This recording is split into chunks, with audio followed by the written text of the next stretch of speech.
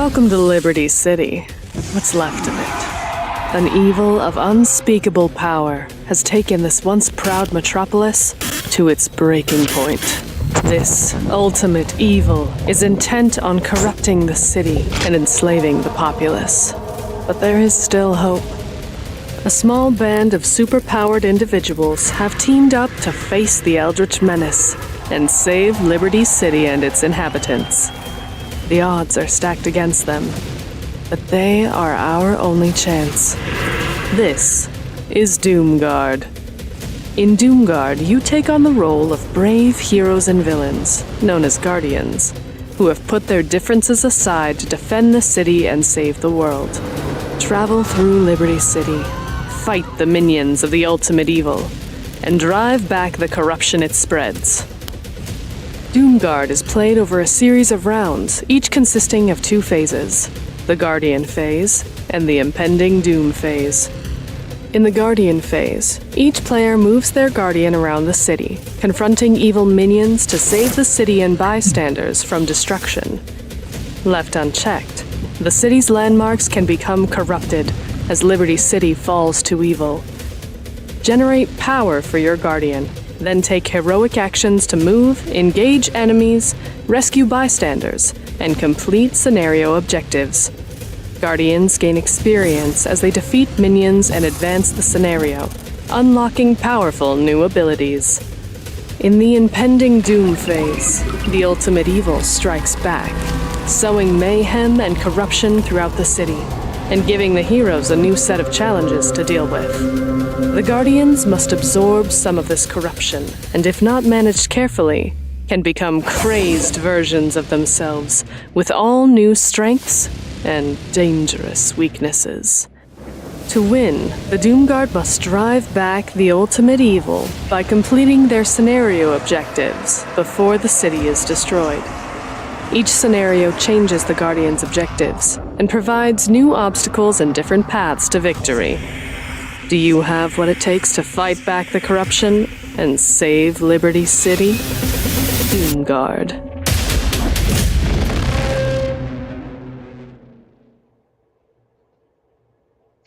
Well, howdy, supervillains and superheroes. We are here today with Big Mike Barbeau, the designer of all the things and the lead developer on the Doomguard board game.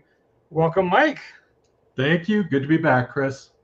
So congratulations. Doomguard is live and funded on Kickstarter. We have over 500 backers as of this morning and approaching 58,000 on the total, which is amazing. And there are 30 days left to go, so there's plenty of time for folks to hop on board. I'm going to throw a link down in the chat for folks who are just seeing this for the first time. Doomguard is an amazing super villain and superhero versus the ultimate evil, which starts out with Cthulhu and minions and continues on to some other exciting alien invasion and Legions of Hell and all this good stuff. And Mike's going to talk a lot more about that, but it is on Kickstarter right now. There is a link in the comments wherever you are watching this from. Go over, check out the campaign page. There are only a few hours left to snag an early bird special. We are throwing in a free Cthulhu pin for any physical pledge within the first 48 hours. Which apparently that's like really popular, isn't it? Oh, so not only does like everybody who's pledged now already get one, it is the most popular add-on too. So people want more than one. Yeah, I didn't realize pins were such a big thing, but I'm glad people want them and like them. Right. We listened. We're working with some fun marketing folks and who designed the pin for us. It's a very cool pin. Let me see if I can throw it up on screen real quick while we're here. Let's see. Don't show the secret behind the scenes stuff, Landauer. Let's see. I got so many windows that are like Doomguard, the role playing. Okay, that's the one. This looks good. I think this is good. Let's try.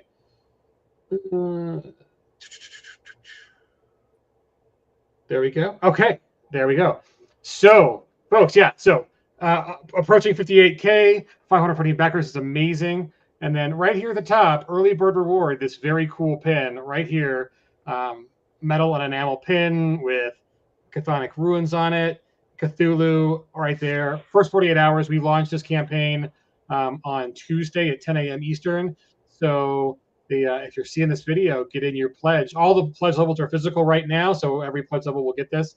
And then once this little 48 hours early bird special goes away, and you can always add it on as an add-on later if you're viewing this video later, or if you want more than one, which again, lots of people do. It's the most popular add-on we have so far.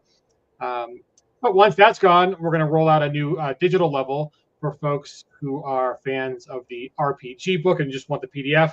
We will add that once this goes away, because Kickstarter doesn't have really good controls over which pledge levels get whatever and early birth. And so if we're offering a special, it's much easier for us to be like, these are the pledges for the first 48 hours. They're all physical. We obviously can't offer a physical add-on with a digital-only pledge. So we will put out the digital-only PDF pledge once we can turn off the early bird. So that's the status of the campaign. If you haven't seen it yet, it is a gorgeous box. Love the cover art. It is a 1 to 5 player game. Runs in an hour and a half per session. There's a whole campaign system as well. We'll have Mike talk about that. And it's for teens and up. It's a great game, but you can find out about the Doomguard on the campaign page. Some really cool Guardian pictures, really great Guardian abilities. They're very different in how they play. So yeah, check out the campaign page. We do have the you can get the rule book for all of you board game people who are like, I want to read the rules first. We have that available. You can click on this button right here to download the rule book for free. We also uploaded the rule book to Board Game Geek, but this one goes to Drive Thru RPG. Again, free download. If you want to read the rule book, these are our amazing starting Guardians. And I'm going to ask Mike which is his favorite. I really like Blackguard. He's got the utility belt. His card deck is really useful when you're helping out other people, other players in the campaign. So here's the question to that, though. Are you talking about the original core characters? Because we've unlocked Spellbinder already, and that changes my answer. Okay. Well, you can answer Spellbinder, because although I'm pretty sure, I think the art, it looks a lot like J.M. DeFogie, so we'll have to have him on and see if he confirms it. Spellbinder is his favorite. Spellbinder is pretty cool. I didn't get to play Spellbinder, but when Spellbinder goes crazed, things go down. So anyways, I had the chance to play this game with Mike in development. It's a very fun game. Super solid mechanics, very good design. I'm a big fan. We're glad that we've had this shout to Reboot for all you guys. So go check out the campaign. Let me run through the pledge levels right before we get to Mike. But yeah, throw your comments. We have a bunch of them already, but throw your comments for Mike and questions for Mike in the chat, and we will pick his brain. Whether it's crazed or not yet, I don't know. But we are funded, so it can't be that bad. The all-in is the best value. We'll start there. That is $150. It gets you the core box of the Doomguard game, and the core box is like Doomguard versus Cthulhu. It gets 2 expansion boxes, so you can bring the fight to the alien invasion with the Visori, or the Legions of Hell with Asmodeus, and also the RPG in hardback. So if you are a Savage Worlds fan and know about our Necessary Evil world, this is a full, complete new book within Necessary Evil, the Doomguard RPG book. So that's $150, gets you all in. And with that level, you're basically getting $20 off the RPG. So it's really only $10 more than the complete all-in for just the board game, folks. So even if you're not an RPG player, a whole new book for $10, and it doesn't change the shipping. So it's just 10 more bucks. You get an RPG book in hardback and give it to a friend. Or just read it, because it's got really great source material for the lore behind the Doomguard story and world and property. And so the All-In is a great one. If you are just an RPG fan, you can get it for $30. We will have a PDF version of that available soon. So we know people have been asking for it. And so yeah, just have to wait another day, and we'll get that up on the campaign. But get the book, because it's very pretty and it's gorgeous art and it looks awesome on your shelf. If you are just in for dipping your toe into the board game, it's only $60 for the board game. It is a jam-packed box.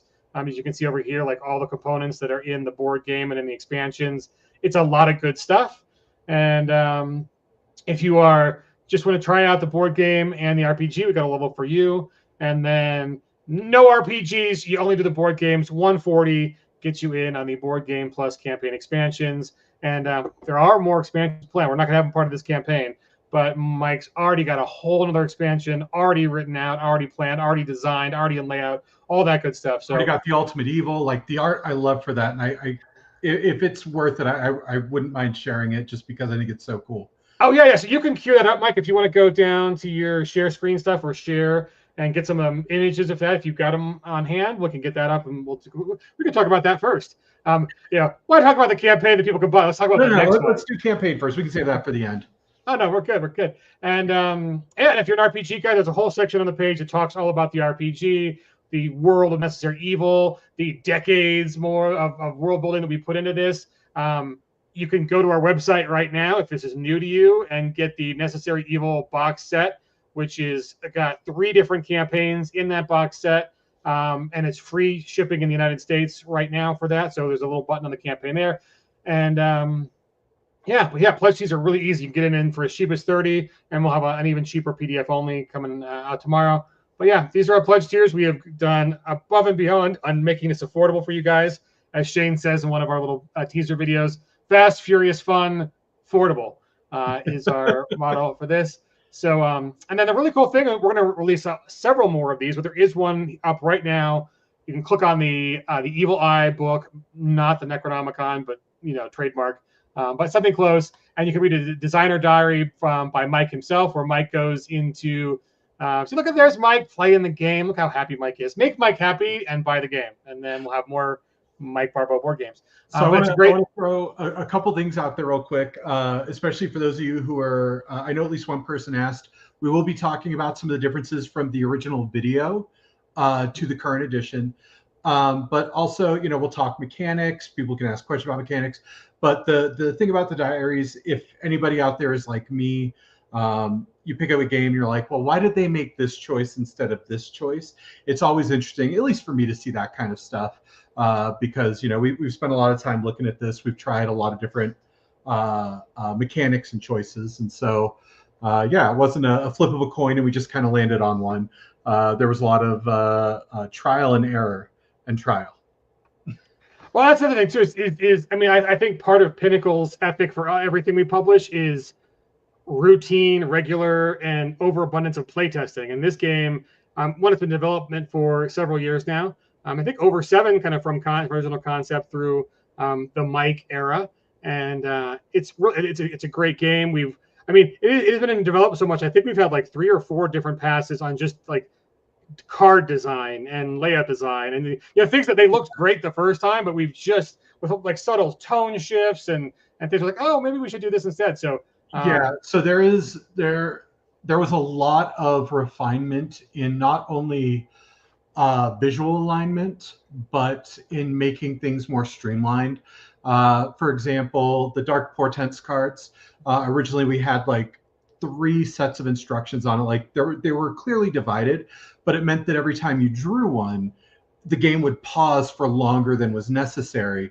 And while you still got through the game, and it wasn't like it took a half hour to read that card, people came down to be like, oh, well, I want to get much more quickly to the action. And so we did some adjustments, right, to make that read smoother, play easier, and just overall accelerate and enhance the gameplay. So there were times like, had we launched this 5-7 years ago, whatever it was that we started, I think we would have had a solid game. But with not only what we did, but with the feedback we got from people, I think it's turned out to be something truly, truly fantastic. Yeah, and speaking of like kind of the reboot, like we launched it a year ago on GameFound, and it just wasn't taking the trajectory we really wanted to and thought it deserved. It was definitely headed towards funding. We pulled it a couple $100 before it funded. But I think we have a whole another year of just subtle refinement, making sure that the messaging was correct. And it's a really great game. Like, I'm not worried about we need to put out a version 2 a year after its release. It has been well play tested. No. And some people, like anybody who tracked the last one, I'm a huge miniatures fan. But it wasn't working with minis. Now we can talk about the STLs because they're coming up there. I'm sure people have questions. But I think where we landed, and I've been using the pawns now. I used them in playtesting forever, but just really consistently for forever. And I love it. It's really easy to clean up as well. And frankly, sorry, I just looked over at my shelf with all of my minis. I have more than enough shelf of shame space that I don't need more minis for that. Yeah, and we're not abandoning minis entirely. One, we've got an STL solution for folks who really want minis. And I mean, I love minis too. But I think the goal for this launch was let's make it as affordable as possible and shipping as easy as possible, and not have to worry about the folks where that's a big delta. I mean, the gameplay is really our focus here. We are not trying to send you a miniature offer with a slim game attached, which I think happens sometimes in the industry where it's really about a bunch of miniatures and there's really only a game attached because it sounds good versus just, oh, hey, we're releasing miniatures. This is about a fantastic game that will be fun to play for everybody. And with the STLs, there is a miniature option for those of you who are a little want the deluxe version. And hey, if Doomguard continues to take off, we might release a print version of that as well. But that's a whole different kind of ball of wax on the tooling. Yeah. And I think the STLs, I'm not 100% sure because I'm not on the money side of it, but I'm fairly sure they're pretty cheap for pickup. And it's right now the ones we have are for all the heroes, which should include Spellbinder, who was just unlocked. I think my favorite mini is still Ogre. But outside of that, I think Spellbinder is a close second with his Tentacle book. So I think he's great. And if you decide to pick them up and you print them out, they're printer friendly. If you've seen any of our demos at a convention, or if you look in the videos, you can see people using them. Those are straight up the 3D printed minis that you'd be getting the STLs for. So they look great. They play well. And you end up with, for anybody who understands the reference, you can end up with a Gloomhaven-esque feel where your heroes are miniatures and the baddies are all pawns. Yeah. And there might be more STLs unlocked as the campaign gets bigger and better. So let's start with the crowd questions first. This is a really good one from John Doom. John Doom asks, what would you say are the gameplay progenitors for Doomguard? It sounds like Pandemic mixed with Arkham Horror, but without the spread. It's interesting. I think I've played half of a game of Pandemic once. So don't hang me for that, all the people who play a lot of Pandemic and board games.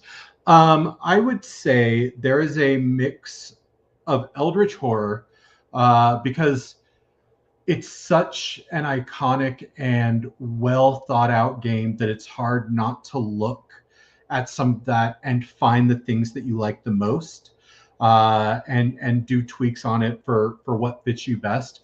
So I would say there is a bit of that, but we expanded more into the landmarks, which, like he said, this was, 7 years ago. And we started doing the landmarks for all these things. And then I watched it's Marvel, not Champions, but I think United, where they have all the locations for their individual bases. And I was just like, oh my gosh, this is exactly what I was thinking. And so it has a little bit of that feel as well.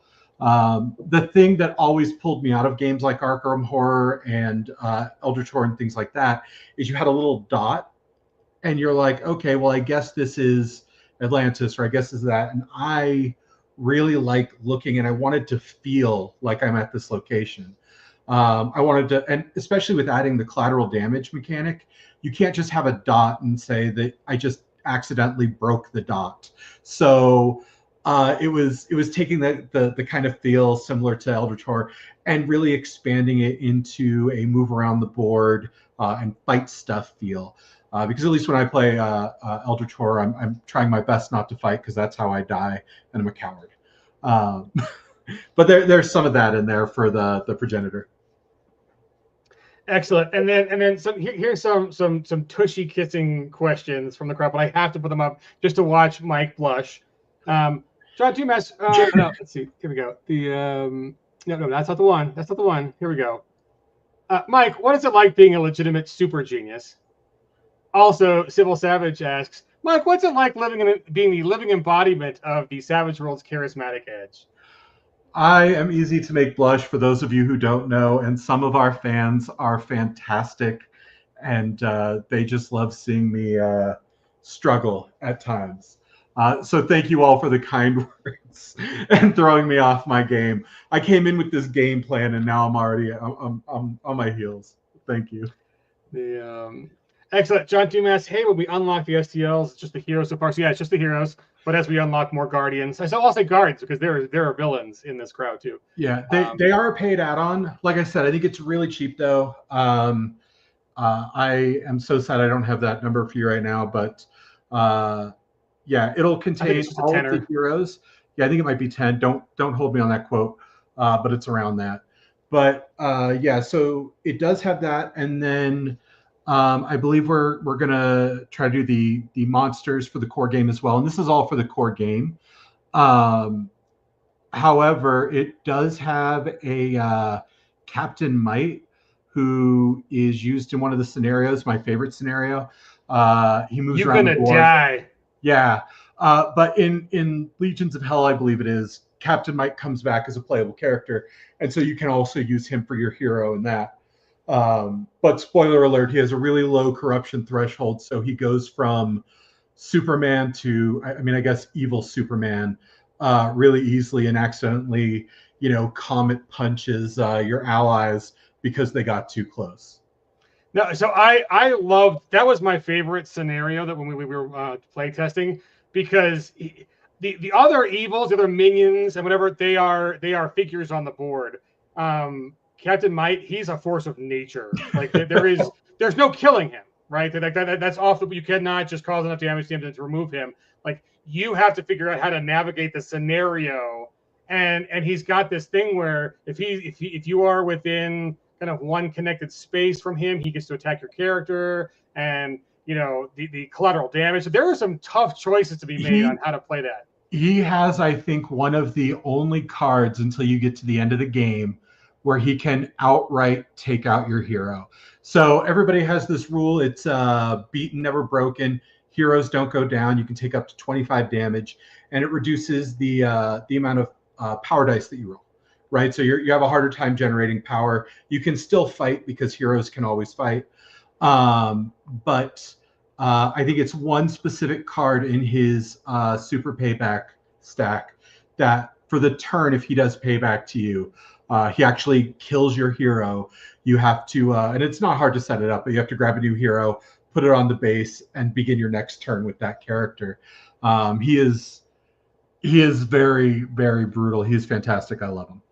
Yeah, I recall, we pulled out all the stops to not lose the game right then when he shows up. And there's some really amazing guardian abilities where you can switch places between guardians, swap them. One of the guardians has the ability, and there was so much cooperative play. All of us were talking across the table on, okay, here's what my character can do. Here's the cards I have in play. How can we figure this out? And we scenario one, we get 3 or 4 steps in, like, okay, no, we're just going to die here. Scenario 2, 3 or 4 steps in, like, oh no, it's not going to work. Scenario 3, great idea. Oh no, that's 1 step in, that's not going to work. And we finally figured out a way, and we kind of had to give up some innocent bystanders. We could not save them all, but it was the only way that we could not end the game. Like, he would literally destroy too much of the city, and we're like, I guess that's why the supervillains are also part of it, because if Superman were here, Superman would be dead. We need a little Lex Luthor or whatever style to be like, okay, if we're gonna continue the fight and live to fight another day, we kind of have to sacrifice that location and the bystanders there. There's just not saving them. And, he really is the pinnacle of Lex Luthor had a point, right? But yeah, so and of course he's force nature, but you can sacrifice yourself to take a hit. He has different attacks, which is fantastic, but almost everyone he does, he hits you so hard that you actually fly to another landmark, do collateral damage to it. We've all seen the movies where the hero gets punched through 4 buildings, and the insurance company is really upset. But yeah, it's fantastic. Yeah, my favorite scenario. Sorry. Yeah, it is. It's really good. It's just chef's kiss game design. So. We have 2 more questions from the fan group before we get to my list of questions. Yeah, no, absolutely. I want to answer all the questions I can. I am Skylion, often commenter and game dev in his own right. Can you go over the solo gameplay for the board game? Yeah, absolutely. So solo play is really actually, in my opinion, quite easy. There's a lot of games that do this type of thing now. Really, all you do is you would take 2 guardians. It has a set up on the board for which locations you'll place landmarks in. You have your 2 guardian boards, and you just line up your hand of 5 cards in front of you. And because of the way the game works, you can activate heroes in order based on who the team leader is. And so you just make the choices for yourself, whether you want to play the teamwork card or not on your other character. But you still have to activate the minions for each hero. So you're still doing 2 character steps, but it's really easy to play yourself. I think the hardest time somebody had was running a 4 guardian game solo. But plenty of people have done 2 guardians and they just go through it. I have done all 5 myself just to make sure it was playable. You just need a lot more space because of all the guardian boards. But just doing 2 and playing by yourself is very easy. They don't take up a lot of space in front of you. You can play the game on your dining table. Yeah, and it's fun. It's good. And then Padre asks, how hard is it to translate the game scenarios into the RPG? So I don't think it is too hard to do it. And the reason why is each scenario I tried to build kind of like an episode of a superhero show, right? So it starts out with the team finding out information, going out to investigate what's going on, or dealing with the early outbreak of whatever is happening. And then when you achieve your advancement, that's when you get this extra bit of information on this is what's really going down. This is what you need to do to finally put the evil to rest in this particular scenario.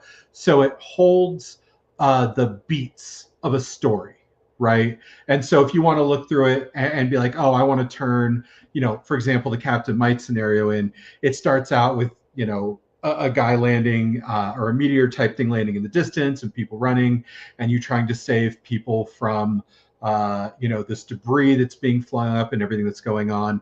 And then you eventually find out, this has this long dead superhero has come back and is now doing crazy stuff. I don't want to give away too much info because there's stuff during the scenario that you might want to know for the first time when you play it.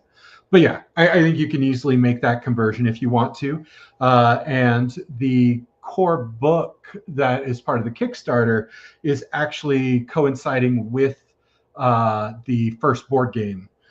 So if you want to play the board game and on the side run the RPG, there will be some kind of side-by-side similarities or things that connect. Yeah, well done. So let's start at the start. What was the beginning? What inspired Doomguard? Was it always Supers versus Cthulhu, or has that evolved over time? So there is, as we talked about, there's Necessary Evil, which has been a long-standing great Supers IP for us. But Aaron, Ace, he came up with, I think it was Strange Arcana or Strange Aeons, one of the two, and it was Supers versus Cthulhu. And maybe it's just me, but I don't know how you hear that and then don't immediately go, oh, that's fantastic. And so, yeah, it came around from that, and it started evolving to the point where, we didn't just focus on Cthulhu mythos. We expanded into there's Stygia and the Legions of Hell. And then, of course, the Visori are coming back in their own attempt at what's going on. Nice. So tell us a little bit about the setting, Liberty City. How did you approach creating a setting that blends superheroes and villains and cosmic horror and morally gray areas? Did you have any particular comments or stories in mind? First things first is we needed a place that was by the ocean because Cthulhu's got to come out of it. I know that's why I live in Colorado. It's great. That sounds really silly, but in terms of building a map and how we wanted some of the mechanics to work, it was really important. And so, looking at Boston or other lakeside, looking at lakeside city or oceanside cities, lakeside, for the kind of feel, and we wanted it to be a metropolis, but not metropolis, right? And then for making the city have its feel. And by the way, when you guys see the board up close, we can't do it justice in a screenshot.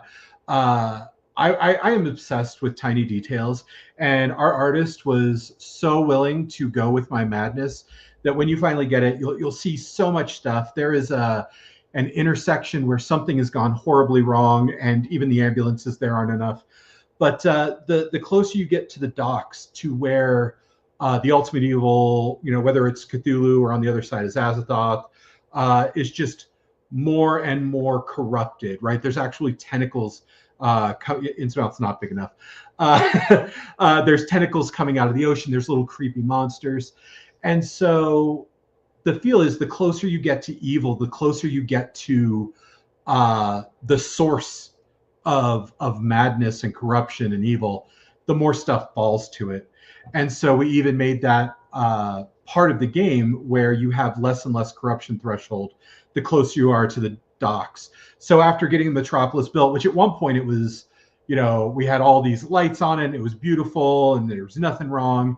And we looked at it and we were just like, this does not look like a place heroes are defending at the end of the world, right? And so we toned it all down to meet this grungy, gritty feeling. And I'm so happy we did that, because I think it all pulls together and has a very beautiful look. Nice. Well, speaking of madness and mechanics and corruption, one of the standout mechanics in the board game is how corruption builds, and then how heroes can go crazed. And then what made you want to explore that? Is it any favorite moments from playtesting where a character went off the rails? So yeah, there are a lot of Cthulhu games out there, right? And one of the keys feels has always been, when you reach your limit on madness, you're done, right? Your hero maybe needs to be replaced, or you're out for the game. But that doesn't fit superheroes. And honestly, this is one of the hardest things, is meshing the unstoppable, unrelenting horror with the we can beat anything because we're superheroes vibe.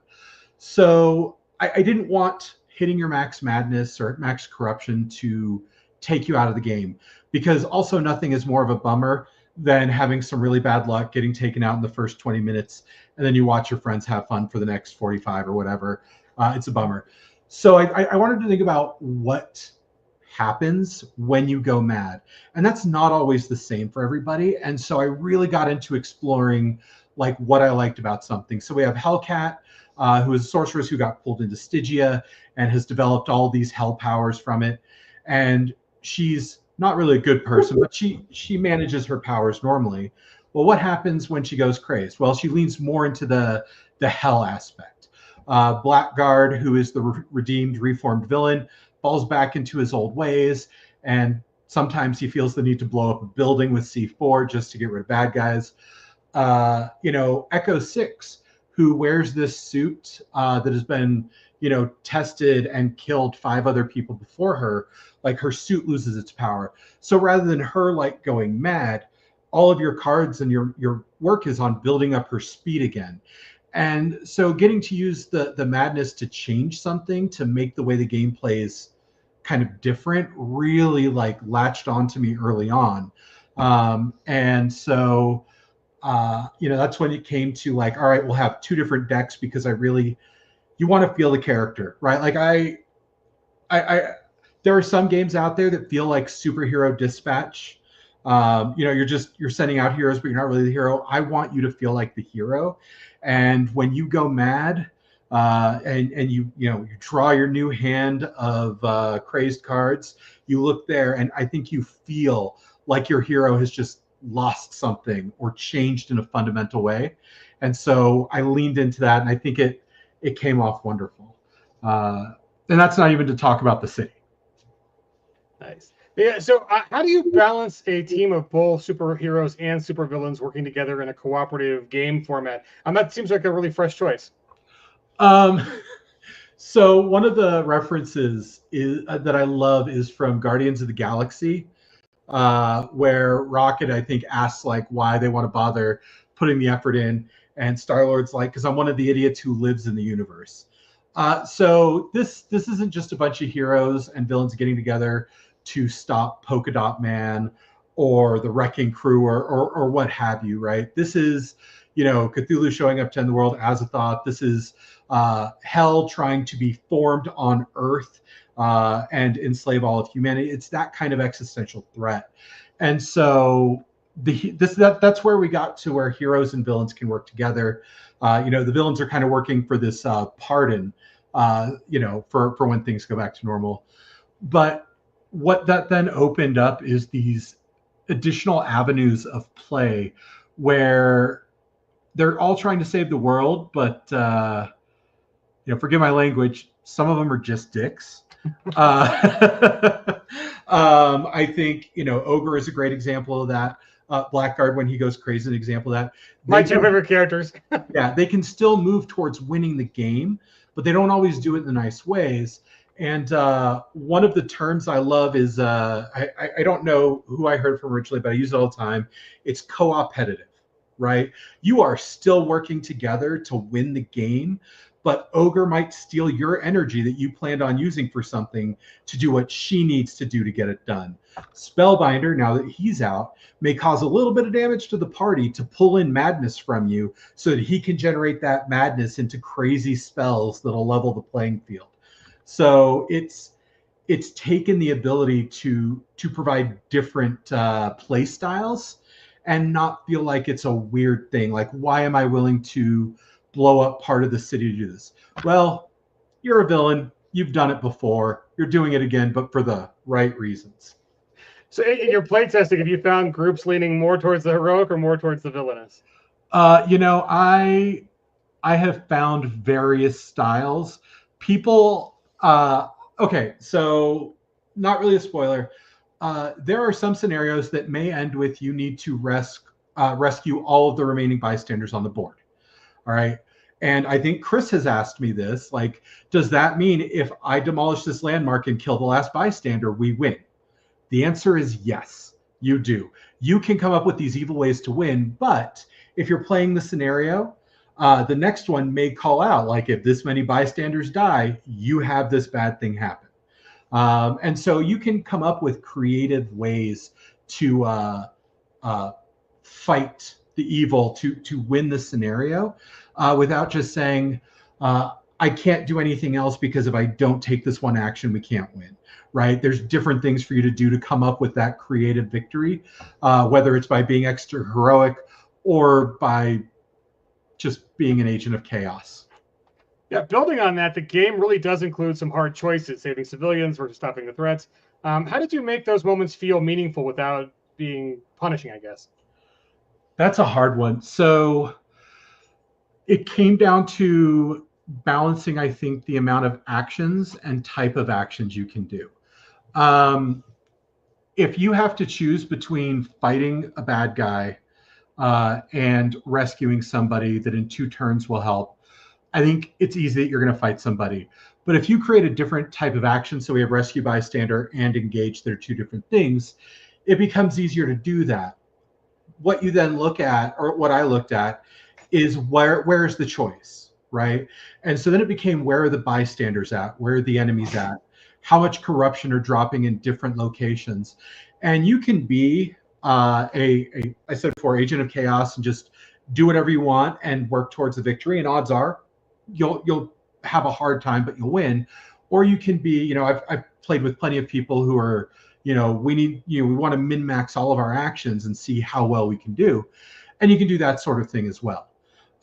So the goal here was to allow you to make these choices, but also to make it so that choosing one thing doesn't make you feel like you didn't get a turn. The other thing that we ended up adding is halfway through, when you get to your point where you advance to phase 2, there'll be an advantage and a disadvantage that happen.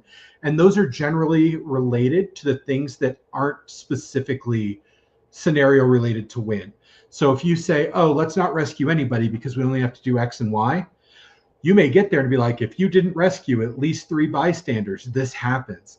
And so you go, it's like, well, this part's going to get harder because we chose to make life super easy and be super mean at the beginning. So it gives you choices, it gives you consequences. And I think all of that together helped make these things feel important. So what kind of players or groups do you think are going to have the most fun with Doomguard? Is it the tacticians, the role players, or the chaos agents? Who I think it's... I don't want to have just such a generic answer, but I think all of them. I watched Daryl. For those of you who don't know Daryl Hayhurst, it is said he could role play tic-tac-toe. I watched him sit down, and every single character he played, he role played like just totally in character, having a blast with it. While Simon is just, playing, and he's like, oh, well, that was a terrible choice I just made. I guess I'll live with it, and moves on with it. And so I think you can have a lot of people get into it and enjoy the type of game. We have random Guardian and random landmark cards, which help, spoiler alert, randomize things that get targeted. But they don't shuffle until you run out. So plenty of people will just be like, I don't care, things will target us at random, I'm risking it. And some people be like, okay, there's 2 cards of me in there, 1 of you, and 2 extra random. There is this percentage chance I'm going to get targeted, and they'll play that way. And so I think anybody can play a way that they enjoy it. Oh, that's fantastic. So how about how you enjoy it? Do you have a favorite hero or villain in the lineup of the Guardians? Because I'm guessing. It is often hard to pick your favorite child, but I absolutely have one. It is Spellbinder. So I want to talk about him for a minute, just because we unlocked him. So generally, your hero is the strongest he is when he's heroic. He's not pointless when he's crazed, but things get off. I'm starting to lose focus on my camera. So I may shut it off and fix it again. But Spellbinder plays the opposite. His heroic side, he's got his book and he reads chants from it, and he's trying to acquire chaos. He actually does have a card that lets him beat somebody over the head with his book. But it's when he actually gains the corruption and becomes crazed that all of his magic can truly take effect. My camera did join for a drink. And so he plays the opposite. You'll sit there and go, oh no, we don't want corruption hitting us. And the person who's playing Spellbinder is like, dibs, I want it. And so he changes the game completely. The other thing he'll do is he is unlocked for Cthulhu. Azathoth is on the other side, just so we're all aware. But Cthulhu's main mechanic for advancing the Doom is when a Guardian becomes crazed. And so Spellbinder, if he's playing in a Cthulhu campaign, you're playing a little on edge with him, because right off the bat, you're advancing the Doom. But he does a good job of pulling corruption off of his allies. So he's kind of balancing out a little bit of what's going on. I'm gonna try to fix my camera real quick while you have a few words. Okay, yeah, sounds good. Guys, you've been amazing on the campaign page. We are over 520 backers, over 58K now. So this has been a good stream. People have been backing while we've been streaming, and so we appreciate it. So commercial break done. Mike, back in focus. So continue. Do you have a favorite combination of like map, mission, or team that leads to wild results and some fun? Yeah. So sometimes I like things to be hard mode. First of all, Dark Legacy with Captain Might is one of my favorites because I think all the scenarios play different in some way. They have a progression of additional mechanics they add or choices they do. But Captain Might is the one that I think truly flips the script and starts giving you this hard choice that you have to make that I think is really problematic at times, depending on your hero. So it's that one, and it's actually the Captain Might statue. So when you're playing with landmarks, they're random. You can play with the ones you want. I'm not going to be at your house policing your game. So if you want to play with specific ones every time, have at it. But the landmarks, some are better than others, right? It's always going to be that way. And one of the ways we balance that is by the better it is on the other side, the worse it is once it becomes fully corrupt. And so Captain Might, for example, when you're there, you take landmark action, you gain 2 energy. Energy is the lifeblood of the game, lets you do all the things. But if it becomes fully corrupt, which is very easy if it's up near the docks, at the end of every round, the Doom just advances. No stopping it unless you destroy the landmark. And so adding in sometimes the harder landmarks like that, where I know like if this becomes fully corrupt, I'm going to have a really hard time. I like adding those in just to create extra stress and challenge myself. That being said, I honestly, without exaggeration, think I've played this game at least 100 times between playtesting and editions. So I've done all the normal stuff that people will do, and now I'm just like, I want to play Captain Might at Captain Might statue while fighting Captain Might. I do those kinds of mixes as well. Oh my God, the camera! The camera was overwhelmed. So the chat is thinking that Captain might be a Captain Mike insert character a little bit. Just say it. It was not a Captain Mike influence. The Barbeau grade. I love that. No, it is MIGHT. So any tips on kind of the new players on what Guardian they might want to snag? Is there an easier Guardian to play versus one that's more technical? Yeah, so there at the back of the book we'll have a listing of like the difficulties of each one. But I think one of the easiest ones to start out with on your team is Echo 6. Echo 6 has the extra move action, so she can get around the board a lot. She is a really good support character who can still output damage. And so I think she's great. And then adding Blackguard to the team, he's very straightforward. And just to talk for a minute about play styles here, one of the things that you can do is engage on other players' turns with your teamwork or Doomguard cards. Certain heroes, like Blackguard, however, have a lot more solo cards. So if you're the type of player who's like, I want to do all the fighting on my turn, I'll watch everybody else. I don't want to, focus too hard on teamwork card game. You can pick him and play him. Hex is very much the support character. I think she has more teamwork cards and Doomguard cards than anyone else because she's a reality-changing support character. So if you're playing her, you're probably down to one card by your turn, but you've been playing your card and using your power on everyone else's turn, and so you've been engaged the whole time. So there's all kinds of ways to play with these heroes, and I think for ease of play, the two Blackguard and Echo 6 are phasing me out, are the best ones to play. Nice, most excellent. So the let's get to the campaign itself. I mean, like we've Michael, just be blurry. We're fine with it. Yeah, I'll just be blurry. My hands can be good, and then I try to bring it back, and it's gone. We're good. The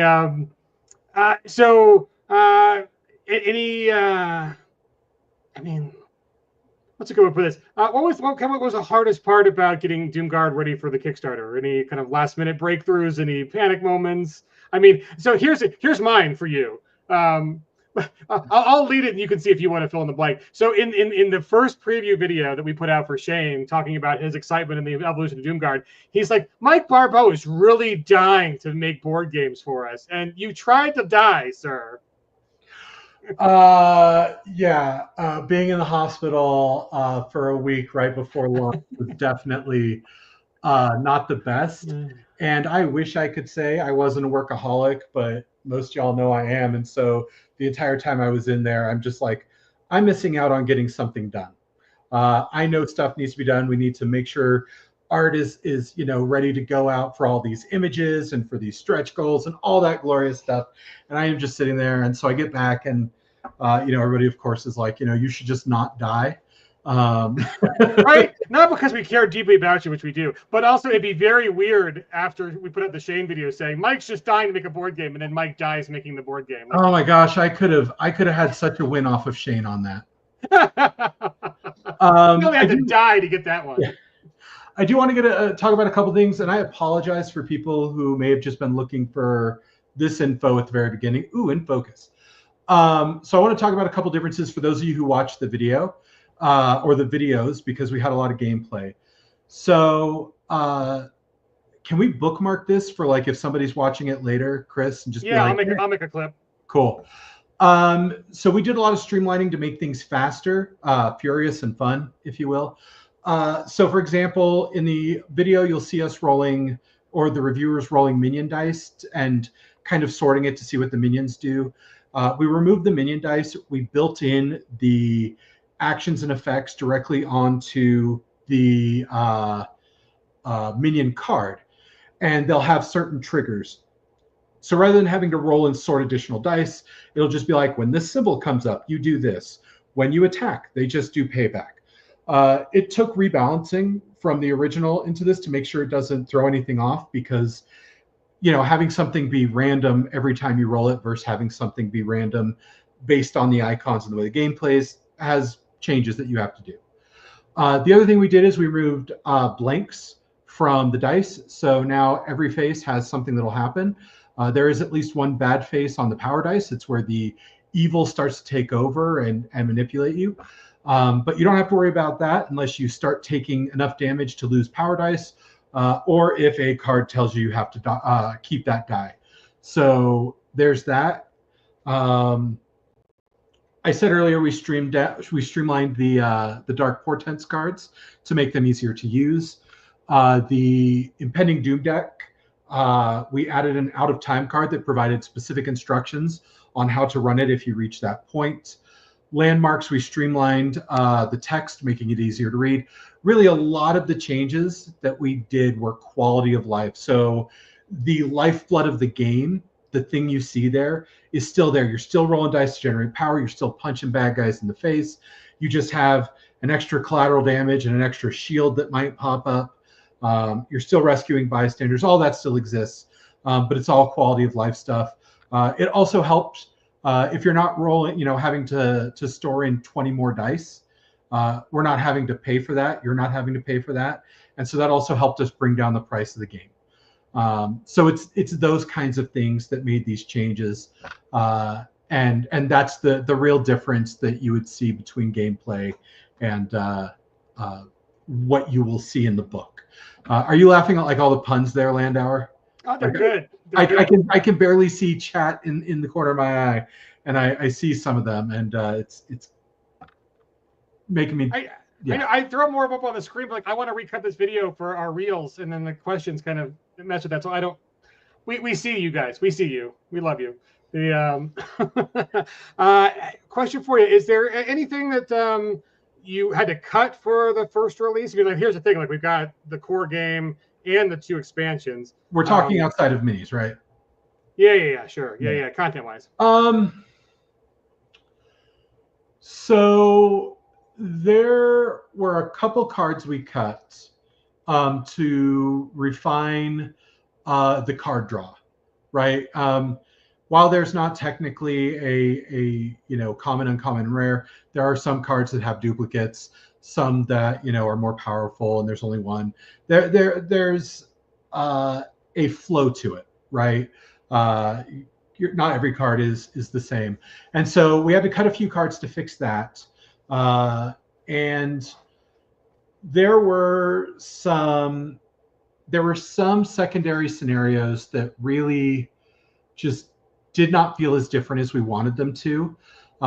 And so part of that was also looking at the expansions we had and saying, I have an idea here, and I think this will be much better, but I'm using a little bit of that mechanic in this one that's not as good, and moving it over.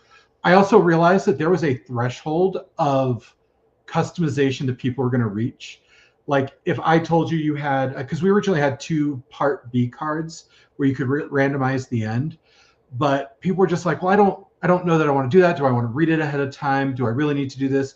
Do I need to mark it down so that I know the end of each one? And that's an expansion or a bonus thing we can do if we want that didn't necessarily add to the immediate gameplay. And so we removed that. And again, fewer cards kind of help bring the price down. Not that everything we did was to bring the price down, but we want people to have an affordable, well-packed game. And so it's that kind of thing that we really trimmed while keeping the core story, making everything in it more focused and dedicated. So the any hints you want to offer? There's the core game and 2 expansions, so there's already a whole lot of gameplay on offer this time. But we do have a whole nother expansion. Any hints on what might be in there and how that kind of changes things up? Yeah. So first of all, to speak real quick to the 2 games, there's I want something different in every expansion. Not just like I'm fighting some different minions, but I want a different mechanic. And so you may read about this in the Kickstarter, but we'll talk about it here. With Alien Invasion, you're going to be able to upgrade your hero with the Sori upgrades like cybernetics and mental powers, things like that. And so you'll end up replacing some cards in your Guardian deck with these other cards. It also adds a little bit of craziness with permanent landmark switches, such as prisons and drone foundries, which I won't get into how dark that is. You can read that in the lore and understand what drones are.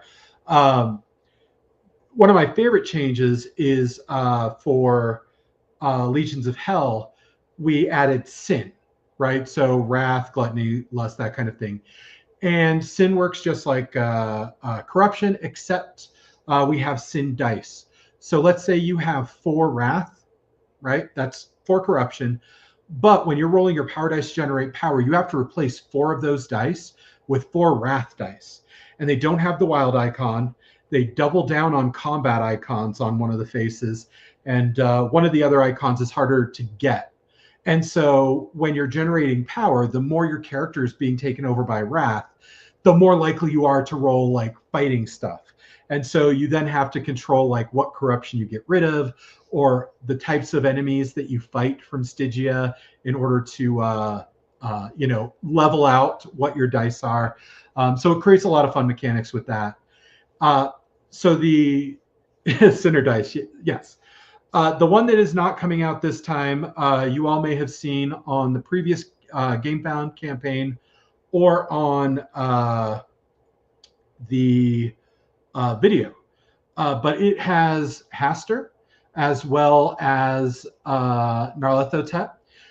So that one adds the Isle of Relay because Haster is trying to mess with you into fighting his own foe. And what I love about that one is as you're playing through the scenarios, first of all, the board adds a totally different mechanic where you can move about the island in a different way. But you're making choices between madness and manipulation. And so during each scenario, you have this choice to make. And are you going to let yourself be manipulated by Haster in order to get rid of, the Lord of Madness, or is Haster the bigger issue? And it's not a group choice. You individually choose this thing.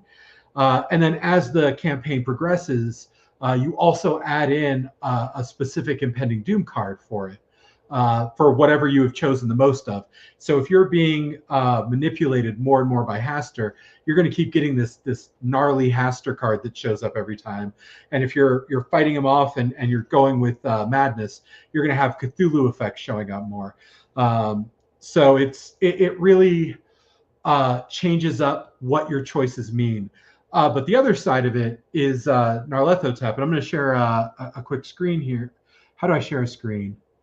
Bottom button, little screen with a plus. All right. And then you can either pick image file. This is our Ultimate Evil art for Narlethotep. This is one of my favorite pieces of art. So Narlethotep is, he's not always in this form, but what he's doing is he is constantly converting the masses, and not just religiously or spiritually, but he actually physically infects them. And so you can see the proboscis coming out of the front guy. You can see him grabbing his next victim. And so each of the ultimate evils has their own advancement for the Doom track, but it also changes the way they play because, I love Haster Disaster. If you're playing for Cthulhu, right, the more crazed you become, the more Doom advances. But if you're going against Azathoth, he's all about the destruction of everything. So it doesn't matter how many times you go crazy, it's how many times buildings are destroyed. And so we just love the art. I don't want to misquote who this is. I want to say this is Bad Moon, but I could be wrong. But it has so much feel and good vibe that I love it. So I think these are some fantastic pieces. And, we have Haster ready to go. It's in the back. So I want to say once everybody gets their core game, we're ready to move on and provide, we want you to play the game, obviously, but this is something that, we've put years into, we have a ton of faith in. And so, we've got this stuff ready to go, and it's not just, a new bad guy. It's whole new mechanics, whole new story, whole new ways to play the game. Most excellent. So we're at our hour, so I'll indulge your patience for one more question. Mike, what excites you most about seeing Doomguard in players' hands? And yeah. I wish I could have this image ready to go. It's people's reactions. I have an image where we were playtesting, and a friend of mine, Glenn, in this picture, somebody just drew the Dark Portents card. They're reading what's happening.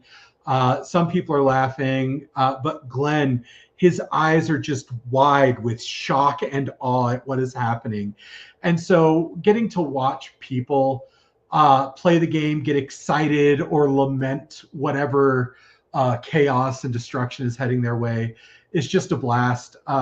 Even I've sat at conventions watching a 5-player game where everybody is just trying to yell over one another because they want to be the one to help somebody out. It's great. It's watching people have fun is so fantastic. And I think that's what makes me the happiest, and that's what I'm most excited for. Oh, I missed a mechanics question from John Doom. Let's get this one in when we can. So when the minions get triggered, they attack or do some aggressive action. Nice mechanic. So there are a couple ways to trigger the bad guys. In general, they're going to deal payback, which is them lashing out at you. This is the most Glenn's in the chat here. He resembles that remark. They most often deal damage, but the thing I think is great about each minion is they don't always do the same thing. So like we have Quaking Horrors, and it'll do damage, but it may knock you into another building. Whereas the Winged Terrors pick you up, move you around the board.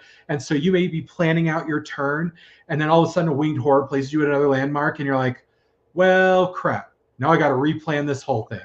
And so you can, these guys get triggered by effects, by cards, by you being a monster and attacking them yourself. But yeah, I'm getting too fuzzy for my own good. Mike's going soft. It's a Doomguard Care Bear edition where we care and share and love to care and share. But so they do all kinds of things, and that's when picking your minions that you want to fight, whether you randomize it or just pick for what you prefer, is going to change the way the game plays a lot. I love playing against the Quaking Horrors because I like watching them destroy the landmarks while we try to save them. Other players like the Dimensional Hounds because they like the way they attack around the board. It's preference. It's what you want to do.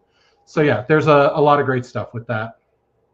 Oh, the boss showed up. Hey, Shane. So Shane says the prototype is great, but I really want an actual copy, maybe several thousand of them. As a video that you can see on our Facebook or our YouTube or our Twitter, there is a reel up where Shane talks about just that comment. It's out today. It's not out yet. It'll be out today later. We've done Doomguard because we want to play Doomguard. This is a game we want our hands on, and so yeah, that is the design ethic behind everything. We want to play it. It's a game we love to play, and I love that we've all had a chance to play it in the company. And Shane flew me out to Arizona just to play, and so we had a lot of fun doing that. So other than that, folks, we are over our hour, so I will let you get back. Oh, wait, more comments. Let's see what's this is a risk. I'm putting this up without reading it first, but it is John Doom. So. Right, we are very thankful Mike did not die, especially after Shane's like Mike's dying to get a board game. But that would just be awkward, guys. Yeah, I'm gonna buy me another camera. I'm tired of this blurring me out. But there's a lot of time left on the campaign, so if you guys want to, if you come up with questions you want to ask, things like that, you can ask there. I'm sure we'll do another live stream where I'm in focus more often than not. Happy to talk about this. Can't wait to see it in people's hands. Yeah. So one last pitch, guys. There are only a few hours left, and gals, and others. Everybody's welcome at Doomguard, except the Vasori. We've got to kick them out. But the guys, the link right there on the screen or in the chat, wherever you are commenting from, it is our link to our Doomguard. It is live. It is funded on Kickstarter. We have over 500 backers already, and more during this stream. Like 10. That's fantastic. We're over 58,000, which is just great, amazing for kind of a first 24 hours. But tomorrow morning, 10 a.m. Because we did launch it early, John Doom, so you didn't get to be number one. And Shane was like, "Wait, if we launch it early, John Doom's going to be mad that he didn't be number one." But we tried something different. We're trying to catch a little more of the evening European traffic. So hopefully it worked. We'll see.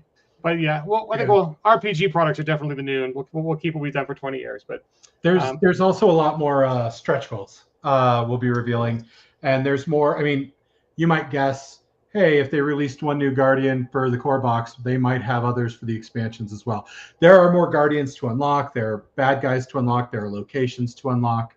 All of it adds more stuff, and they play different ways. And for those of you who like role-playing games and stuff, like there's even story like one of the guys who's not unlocked yet, Mantle, is actually the victim of Neomind, or not Neomind, I think we changed his name, but for the Invasion game. And so you can play them together and realize that they hate each other, and one kind of tortured slash dead pulled up somebody for superpowers. So there's a lot of really fun lore behind all this stuff as well, that, I mean, at least I enjoy, but then again, I'm really deep into it. Yeah, and as Mike mentioned, we've already unlocked the subway station landmark for the base game, the scrap pile landmark for the Legions of Hell expansion, the Museum of the Supernatural for the Alien Invasion expansion. So the core game and the expansions are already better because of your help. And then the cool one, so Mike could get to say that it's going to be in the game, and it's his favorite character, and it totally does look like J.M. DeFoge. We have unlocked the new Guardian Spellbinder for the base game. And remember, he's pretty awesome because he gets unhinged when he goes crazed. Like, he's a kind of a regular character, you know, a little underpowered when he's regular, but when he goes crazed and gets full access to the Necronomicon, oh my God, things go down. And so we're super happy that that's in the game now, because that adds for some fun, spicy times. A little like side thing, this very brief comment. I actually went, when I was working on him, and hunted down lexicons and all the stuff for like the Cthulhu style language. And so his cards on his normal side are like Naga and Crow and Patagon, and they're all these like terms that were actually pulled. And so when you're playing his chant cards, you are actually chanting in the Cthulhu tongue. And then his key phrases are these words of power in the Cthulhu tongue. So I tried to fit in these Easter eggs that when you play these Guardians, you're like, oh, you know, when I think about it, this connects to this in some way. So I just thought it was a blast. Hopefully you guys are entertained by it as well. So what I'm hearing is that there's a non-zero chance players can summon Cthulhu himself by reading that's what I'm hearing. Play Spellbinder at your own risk kind of thing. Yeah, I think but hey, if you want to summon a less lethal but no less entertaining version of Cthulhu to your house, go to the campaign page on Kickstarter right now. Doomguard, the Supers vs. Cthulhu board game. It is funded. It's taken off. We are unlocking stretch goals. So thanks for your support. If you guys, we'll say it every time, but we're a small company, and getting the word out is the hardest thing we can do. So share that you back it. Share that you want to back it. Share a video. Share one of our posts. Whatever it is, let your friends know that the Doomguard is on Kickstarter right now, and we appreciate that. Other than that, we'll probably have another couple live streams before the campaign is over. Any final words? I just want to say before we go, seriously, thank you all for backing. Thank you all for supporting us. A lot of hard work and blood, sweat, and tears went into this, and I think you are all going to have an amazing time playing it. That is my true, honest belief, and it means everything that you're supporting us so that we can do what we love, and you know, live with it. And if Mike thought that his camera blurring wouldn't let us see him blush, he was wrong. Look at that red spread. So. All right. I'm good and done. Well, Mike, again, congratulations. You have your first board game. It's getting published. It's amazing, and there are more to come. I've also got to play one at Gen Con last year with a little Deadlands skirmish game. Mwah, great. So there's more to come from this. I wouldn't call him an evil genius. Maybe he's a super heroic genius.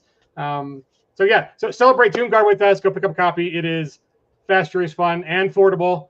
For all you get in it, it's a really great price. And there's an RPG attached too, which is a thing we love too. And maybe we'll get JM to come on and talk about the RPG side stuff. So anyways, folks, the key questions on the campaign page, share our stuff. Other than that, get out there and either play some board games or some Savage Worlds this week, because that's what we want to do. Make friends and kill some Elder Gods. So take it easy, folks. Cheers. We'll see you soon. Bye, guys.